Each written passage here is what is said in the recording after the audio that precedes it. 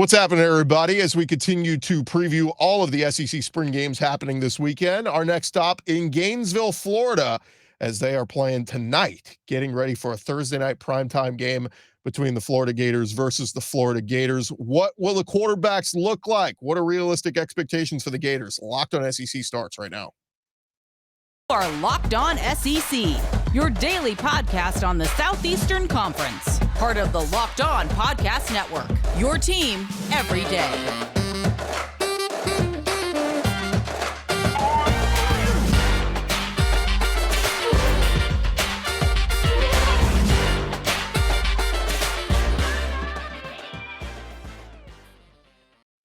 And what's happening, everybody? Welcome into Locked On SEC. Thank you guys so much for making us your first listen every day. And shout out to our everydayers who are checking us out on the podcast and on YouTube. And without further ado, let's jump right into it. Let's welcome in our special guest, our buddy Brandon Olsen, host of Locked On Gators. And Brandon, welcome in, man. Crazy to think how quickly this spring has flown by, and we're already here for the spring game weekend. Yeah, it's insane. I feel like it was just yesterday. They were like, first practice of the spring, and it's here already. It's wrapping up. It's ridiculous. So we kind of been doing this thing, hitting on all the big topics with everybody and what the biggest topic is with Florida. And man, it's so hard for me, as much as I'm concerned about their defense and can they turn it around. With all the talk of Anthony Richardson and leading up to the draft and all this, how can you not start with quarterback? And obviously, Graham Mertz coming in from Wisconsin. There are expectations for him. We got to see Jack Miller in the bowl game. Wasn't great. Where are we with the quarterbacks? What have you seen throughout the spring, and what are expectations for the spring game from the quarterbacks?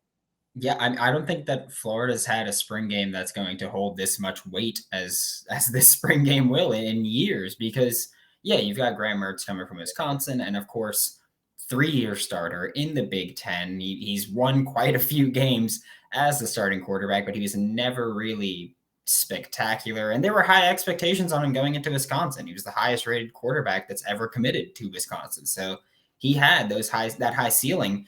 And then you have Jack Miller on the other side, and Jack Miller had probably one of the worst bowl game starts that we've ever seen. But there's so much that goes into that bowl game, because Jack Miller injured his thumb before the start of the season and couldn't practice for pretty much the entire year. And then Florida, the whole year, said, hey, we want to get a bowl game because we want those 12 extra practices that you get. And then Florida got one of the earliest bowl games and couldn't get those 12 practices. And Anthony Richardson announced his decision to not play in the bowl game 12 days before the bowl game. So much just went into it of the cards were stacked against Jack Miller III. And it's not to say that, completely scrap it, but you have to take everything with a grain of salt from that bowl game. And it's hard for me to watch that game, which I've watched it 4 times by now. And I know my listeners are like, why would you do that to yourself? I've watched it 4 times by now. And a big reason is because of Jack Miller III. And my conclusion is most of it, don't care about it.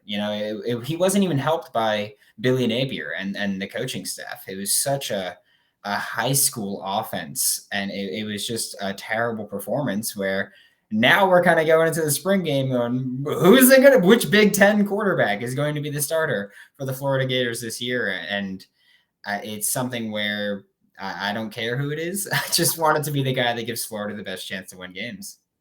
Yeah, everybody's already kind of penciling in Graham Mertz into that slot. And look, he was very productive last year with Wisconsin, and obviously got better as the years went along, and he's got a lot of football under his belt. When you go back and look at the games last year, and he's only got a handful of games where he threw for over 200 yards, really. It was a lot of games where it was like 176 against Iowa or, 131 against Michigan State. So obviously the better defenses got after it, but what should realistic expectations be here if it is Graham Mertz indeed QB1?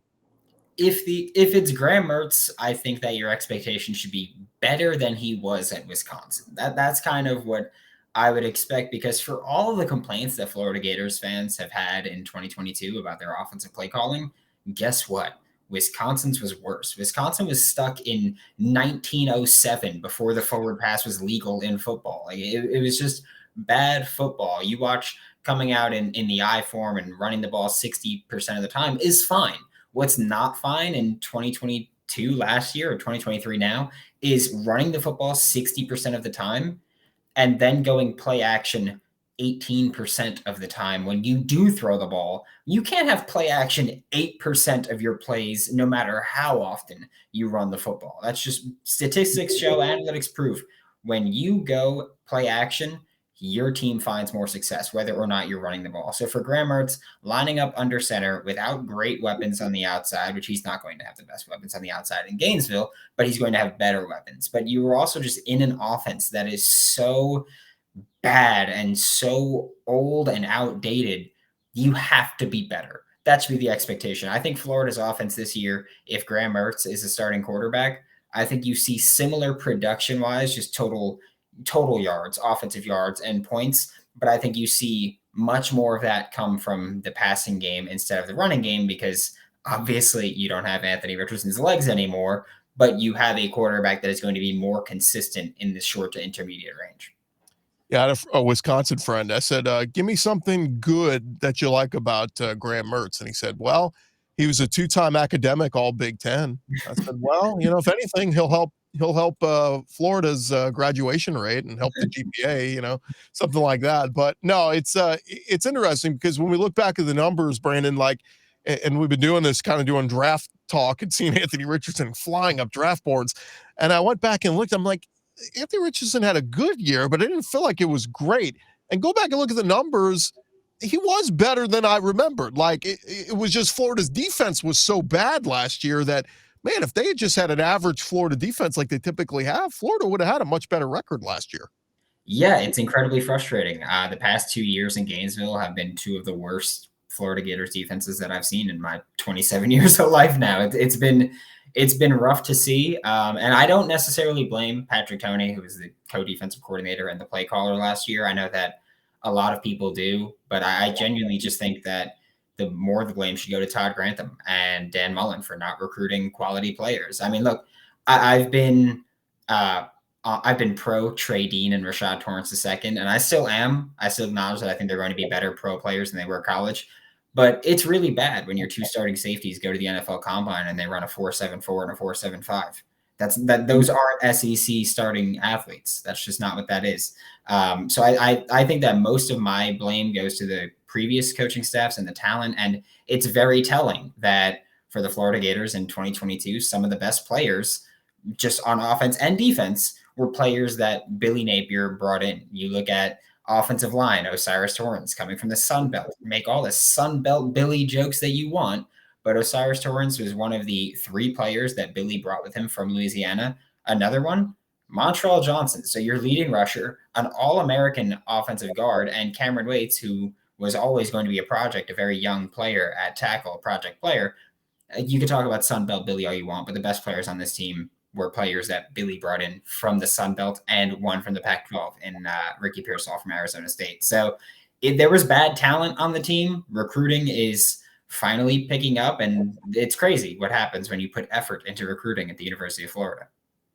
Let's, as we cap off the discussion of the offense, you mentioned it. I mean, Montreal Johnson and Trevor Etienne, those are two of the better you can't get much better than that returning, guys in the backfield. So we like Florida's run game. Obviously, with Graham Mertz in, I would think you want to be more 50-50, run the ball as much as you throw the ball. But talk a little bit about some of the pass catchers, because that's people I've heard in the gripes about Anthony Richardson was, who did he really have? It was like Ricky Pearsall and kind of Justin Shorter maybe. So what will the pass catchers look better this year in your mind? I don't know if they look better, but I know they're going to look faster. I know that's one of the big things where Florida had a bunch of bigger guys that are 6'3" and not super fast and not super agile. But now you've got Ricky Pearsall, who's very good. He was considering going to the NFL draft. I'm very glad that he did decide to come back to Gainesville, because when you cut the tape, the dude's one of the slickest route runners in the country. Xavier Henderson is going to get to play his more natural X receiver role that Justin Shorter played last year. So he gets to be more vertical, whereas if I'm not mistaken, I think 43% of Xavier Henderson's catches came behind the line of scrimmage last year, because that's just how they wanted to use him. But now you've got Aiden Mizell, who's one of your fastest players on the team, and he's skinny, he's small, but doesn't matter if you don't hit him. And then looking at tight end, Dante Sanders. Last year at this time, he was an edge rusher.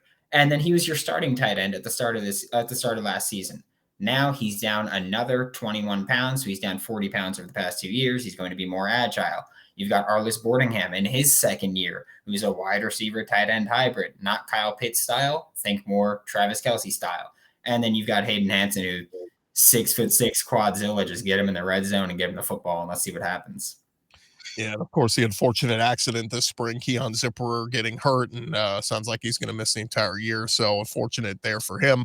I will switch over to the other side, get Brandon's thoughts on the defensive players here in just a second as we continue to talk Florida Gators. But first, want to remind you guys, this episode is presented to you by our friends over at Built Bar. Look, if you're looking for a delicious snack, but you don't want all the sugar and calories, you need to get the best tasting protein bar ever, and that is Built. If you're like me and you want a healthier snack, but you don't want to compromise taste, then you need to go check out Built Bars. They're healthy. They taste amazing. They got the Built Bars and they got the Built Puffs.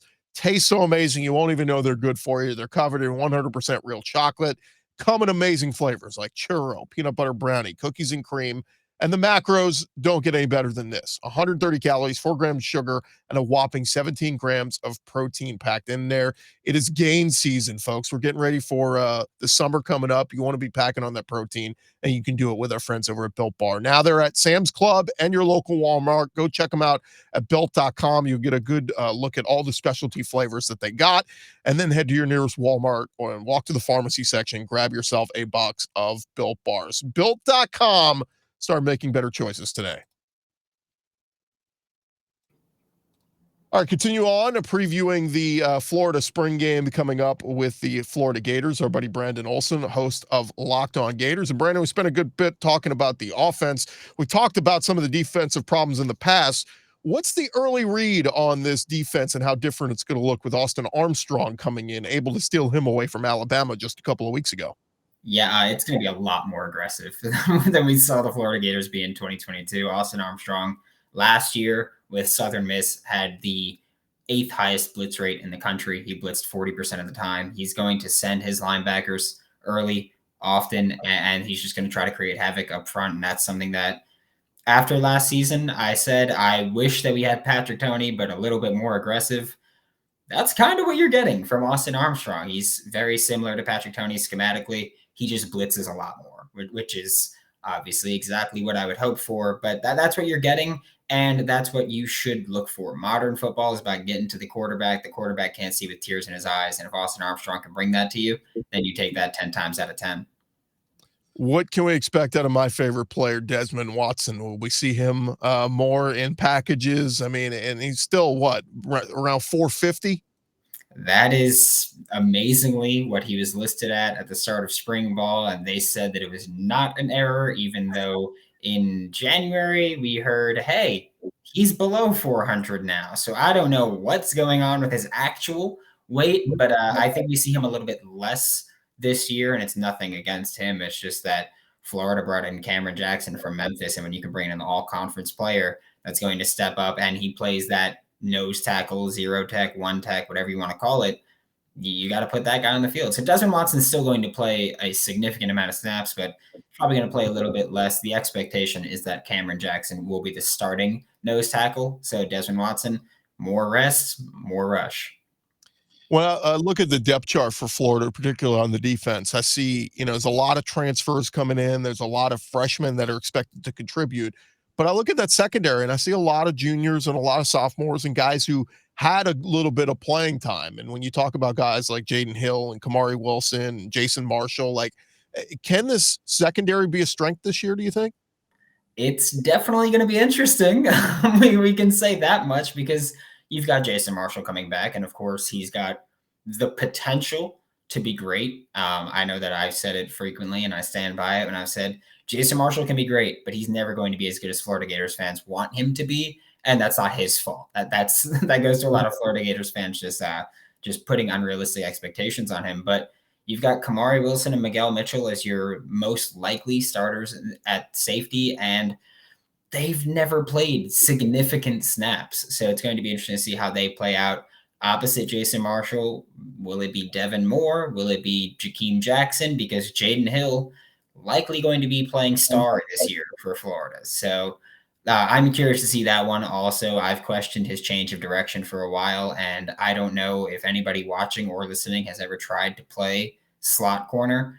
It's incredibly difficult. I played corner, I played safety. I went into the slot and I thought my ACLs were just coming off right there. So it's incredibly difficult. So we'll see how Jaden Hill does. It's just there's a lot of question marks, and that's been my biggest thing with Florida this year. Is I want to project Jaden Hill is going to be better at the slot than he was outside. I want to project, Kamari Wilson can play deep safety. I want to project all this, but there's just so many questions and so many unknowns that's what scares me, honestly. Who's a guy you think in this spring game? And of course, if you're listening to this on Thursday night, the spring game, who's a guy that could really maybe make a name for himself and maybe start making people go, that's a guy to keep an eye on there in the fall, particularly on the defense? Yeah, I think that you're going to see that happen with Justice Boone. Last year, we had Princely Umanmielen started at the defensive end spot. Now he's moving to Jack, so he's going to be more of that stand-up pass rusher. Justice Boone is projected to take Princely Umanmielen's spot, and if Justice Boone gets to go against a Florida Gators offensive line, that's just it's a bunch of trying to piece together who your best players are. I think Justice Boone gets to take advantage of a few inexperienced players, and he presents a power that you generally don't see at the defensive end spot. So I think Justice Boone is going to be someone that can be a one-man wrecking crew on his own in this spring game, and he's even one of the guys that I said, hey, he could be your spring game defensive player here. He could be your spotlight. Continue our conversation with Brandon Olsen, host of Locked On Gators. And Brandon, as we head into our final segment, wanted to do this. We've done this with everybody we've had on this week, and that's kind of an early look ahead at the 2023 Florida Gators schedule. And so as we look at it, obviously that first game, it's already been moved to a Thursday. We know it's going to be, most likely primetime, nationally televised game. It's Florida with the return visit to Utah in that week 1 game. And obviously it was one of the marquee games to start off last season. Cam Rising is back, although he's coming back from injury. So we'll see, is he 100% by the time we get to August 31st? But thoughts on that game going on the road up into the mountains of Utah? I'm expecting just a hideous football game with Cam Rising. He's either going to be playing while still nursing that injury or rehabbing, or he's not going to play. A torn ACL in December, early January, and trying to come back from that to be ready for August, very difficult. So even if he is playing, he's not going to be the Cam Rising that we saw last year that's going to be able to gash you on the ground. So I think that it's going to be a messy football game. And as always, same conversation that happened last year with Utah coming to Gainesville. Can they deal with the humidity? Now it's, can Florida deal with the change of altitude? And I think that they kind of cancel themselves out. When you're used to that altitude and you come down, great. Your stamina is going to feel improved, but you're going into humidity. So they cancel themselves out. And I think the same thing with Florida going to Utah. That'd be my expectation. I think it's going to be ugly. I think it's definitely a winnable football game for Florida. And maybe it's going to look like a better win, same way it did last year. It was like, oh, Florida beat Pac-12 champions Utah. But they got off to a slow start, and we'll see what happens this year. But it's going to be an ugly game that I can't wait to watch. For argument's sake, are we putting a W there? I would. Yeah, I would. I don't want to be, cocky about it, but I just think with Cam Rising not being as mobile, or again, my expectation of Cam Rising not being able to use his legs against you like he did last year, I think it's going to be very hard for Utah to win that game. Yeah, second week of April, we're going to hold you to all these predictions, of course. Next week you play McNeese. It'll be the home opener. That'll be exciting, and Florida should win going away. The next week, it's Tennessee, and this is one that the Florida Gators have largely owned in Gainesville, but Tennessee is much improved. How scared are we of this game?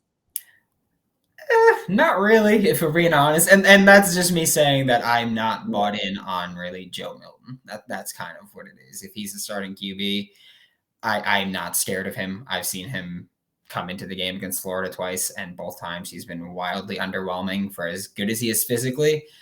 So I'm not necessarily worried about Tennessee that much. Also losing Hendon Hooker, who, say what you want about him, he knew how to operate that offense. I don't care what you think about his pro prospects. He knew how to operate that offense. He's losing Cedric Tillman. He's losing Jalen Hyatt.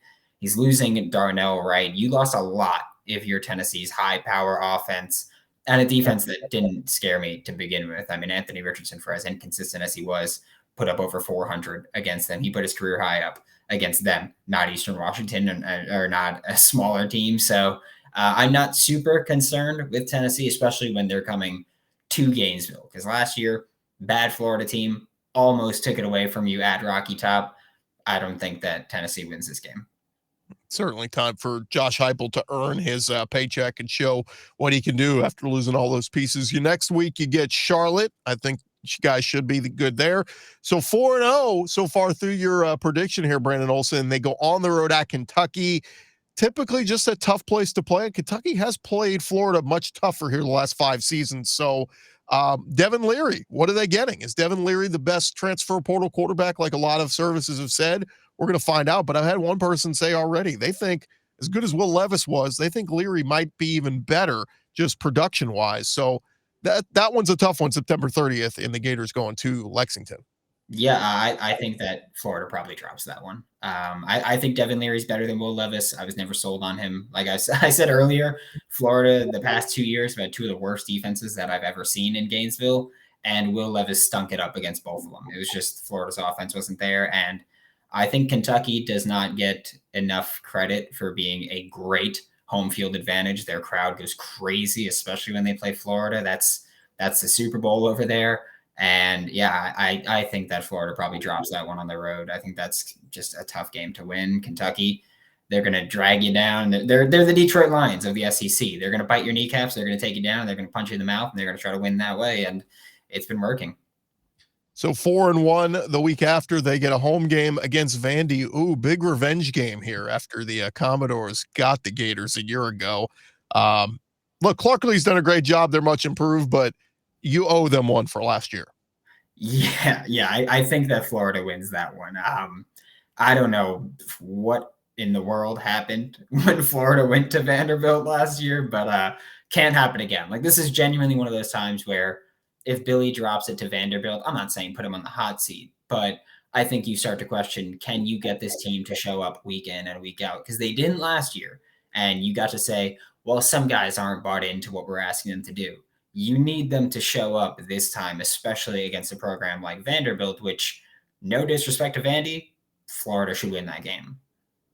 The next week, you go to South Carolina, and this is an interesting one because Florida beat the snot out of the Gamecocks a year ago so badly that it forced them to reevaluate everything, look at themselves, and Spencer Rattler came out and played his best football at South Carolina down the stretch of last year. They get blown out of Florida and then respond by beating Tennessee and Clemson the next 2 weeks. So the big question is, are we going to get that Spencer Rattler this whole season? And if we do, that's a tough spot there for Florida. Yeah, that was my same issue with Spencer Rattler last year. At Oklahoma, he was wildly inconsistent. And so my thing is, if you get the Spencer Rattler that showed up to play Florida last year, you're going to get blown out again. If you get the Spencer Rattler that showed up against Tennessee, you're probably winning that game. I think South Carolina, pretty underrated team. I know that part of that is because Beamer Ball is all about special teams, and that's a big selling point. But genuinely, if you have Spencer Rattler when he's on, you're a very difficult team to beat if you're South Carolina. So for that one, am I allowed to say if Spencer Rattler's good, then South Carolina wins, or if Spencer Rattler's not good, then Florida wins? All right, look, I'm going to be the mediator here. I'm going to say tough road environment. That's a loss. So we're going to put the Gators at 5-2. The next week, you get a week off. I don't know if 2 weeks is going to get you ready for Georgia, but look, new quarterback for Georgia. They keep losing pieces. Maybe they start to come back down to earth. Hard to envision that, though. Yeah, I'm going to still say loss for that one. I don't care about that. It's just, I understand that as much as we hate Georgia, and I'm team rivalry game, throw everything out the window. Billy Napier's done a great job on the recruiting trail, but you still got a lot of catch up to play to catch up to Georgia. So that's a loss. And Yeah, that's all you can really say about that. They've got a heck of a roster. So 5-3, you come home for Arkansas, and this is very intriguing because this is my big question here is what effect has Dan Enos had on KJ Jefferson? Does that offense get back to scoring a ton of points? Does the defense improve? Remember, they were one of the worst defenses, especially secondaries in the country last year. But I think that's a winnable game. If Florida's doing what they need to do and Graham Mertz is playing well at quarterback, the run game's dominating, that's when I think the Gators should win at home. Yeah, I agree. I think it's one they should win at home. I think that Arkansas just had their defense is one of those things where you can improve it, but you can't fix all the holes in one offseason. And I think that's a big part for Arkansas. And also, I'm a big Drew Sanders fan, and you lost him. So you lost who I think is one of your best defensive players. I think Florida should win that one. Again, a lot of it's just being home. Florida is very good at the Swamp. That's what they should be. So I think Florida walks away with a win there. By the way, we're in mock draft season. I just saw a mock draft today that had Drew Sanders going 31st overall, sneaking into the first round in a mock draft. So we'll see what happens there. All right, so we got them at 6-3. Then they got to go to LSU late in the season. We're not used to late visits with LSU, but November going to Baton Rouge, LSU could be riding high, or they could be kicking themselves with a couple losses and saying what happened. So that's an interesting one to me in November. Yeah, I think LSU probably wins that one. I think it'll be closer and not as high scoring, and I think that's why it'll be closer, just because it won't be as high scoring. But I think that LSU's just Brian Kelly's done a great job. I hate him, but Brian Kelly's done a great job at LSU. And yeah, maybe they start slow like they did last year, but they got hot pretty much right around that Florida game. That's when they really started cooking. And I would assume that around this time they're still going to be riding hot. Jaden Daniels, as much as I'm not sold on him ever being a competent NFL quarterback, he can get the job done in college, and that's really all you need. So I think that going to Baton Rouge is also a very difficult one. And the crowd, I hate LSU's crowd more than I think any other crowd. They are obnoxious, and I love it because I love being obnoxious, but I hate when my team has to go play them. Well, enjoy it because the yearly LSU-Florida rivalry probably going away very soon with Texas and Oklahoma coming to the conference. All right, so we got them at 6-4. November 18th, this to me, this is a fireable offense for Billy Napier. If they're 6-4 and they go to Missouri and lose to Eli Drinkwitz, to me, I don't know. I may be drawing up papers to part ways with Billy Napier if you lose that one. It just, again, Eli, nothing against Eli. He's done a great job there, but that just feels like to me, if you're Florida, the Florida Gators, you just lost to Vanderbilt last year and you're one of the Napier era, you can't lose to Missouri in year two. Yeah, I think Florida wins that one. And I will say this, Eli Drinkwitz was rude to me the one time that I met him, so I will never project him to win a single football game. I hate him with all my heart. So I'll say that. All right. So 7-4 and finishing off the season with the rivalry game against Florida State. And as we know, if we've watched everything this offseason, Florida State projects to be one of the favorites in the ACC. Some people are picking them over Clemson to win it all. Jordan Travis is back. We saw what they did against the Gators at the end of last season. But it is at home. You get them in the Swamp. Any chance of a win here? Can I ask you a question before I answer mine? Yeah. Do you think Mike Norvell is a man of his word? Probably not. Okay, then Florida's probably losing that one, because I met Mike Norvell and I said, hey, I need you to take it easy 1 week of the year. And he said, all right, I will. And so I'm assuming he's not going to do that if he's not a man of his word. He's done a great job of building a great roster. I think Florida State's just got some players that are very hard to contain, whether you're talking about Johnny Wilson or you're talking about Jared Verse. And we know Jordan Travis apparently loves to ball against the Florida Gators. And I think that it's one of those times where even if it's in the Swamp or if it's in Tallahassee, you're going to have both fan bases represented pretty solidly. And I think that Florida probably drops that one. I am very high on Florida State this year. So, yeah, it's rough, but improvement. Yay. Well, that's what I was going to say. We capped this thing off by saying the Gators go 7-5. That's an improvement from 6-7 a year ago. I think a lot of it always has to do with what does it look like, right? Like if the offense is looking great, the run game's dominating, the defense is showing signs of life. 7-5, great, but what does it look like? Is it a good 7-5, or we lost a couple of nail biters, missed a field goal here and there, or were you getting blown out in 5 of those losses? That's always the measuring stick for me. But I would think most Florida fans would take that. Yeah, I would take an improvement. That's the goal every year, to improve. And so for Florida, where I think you've got a tougher top of the schedule, but a weaker bottom of the schedule this year, I think that kind of balances it out. Where you got Arkansas could play you really tough. They could be a really good team this year. Probably not, but they could be. You've got LSU's probably going to be hot. Florida State's probably going to be hot. Georgia's going to be Georgia again. Like they've got some tough battles and some more winnable games where you don't have, I guess you do have an Eastern Washington caliber game, but you've also got Charlotte thrown in there where you didn't have that, we'll say that probable gimme that you had last year. We're going to get you back on in August, Brandon. We'll see if your mind has changed on any of these games. And you might have the Gators going undefeated and winning the SEC East at that point. So we'll see what happens. But he is Brandon Olsen, host of Locked On Gators. What do you have coming up on the podcast next week? We've got a ton of draft prep. We got the spring game wrap up, and I'm going to have to watch that game like 4 times as well to really know what we've got. And we will hopefully have a starting quarterback announced, as well as the transfer portal, baby. It's crazy. He is Brandon Olsen. Thanks for the time, man. Appreciate it. Thank you. All right. Thank you guys so much for making Locked On SEC your first listen every day. Go make your second listen. Check out Brandon with Locked On Gators. Does a fantastic job there, and he's got you covered for everything with the Florida Gators when it comes to recruiting, football, and draft prospects, and everything else. Locked On Gators, wherever you get your podcast. Thank you guys again for listening to us, and shout out to our everydayers who are tuning in every day and checking us out on YouTube. And we will talk to you guys tomorrow right here on Locked On SEC. We'll recap what we saw from Florida's spring game tonight, and we'll also start to look ahead to some of the other spring games happening this weekend. I'm Chris Gordy. This has been Locked On SEC. Talk to you guys tomorrow.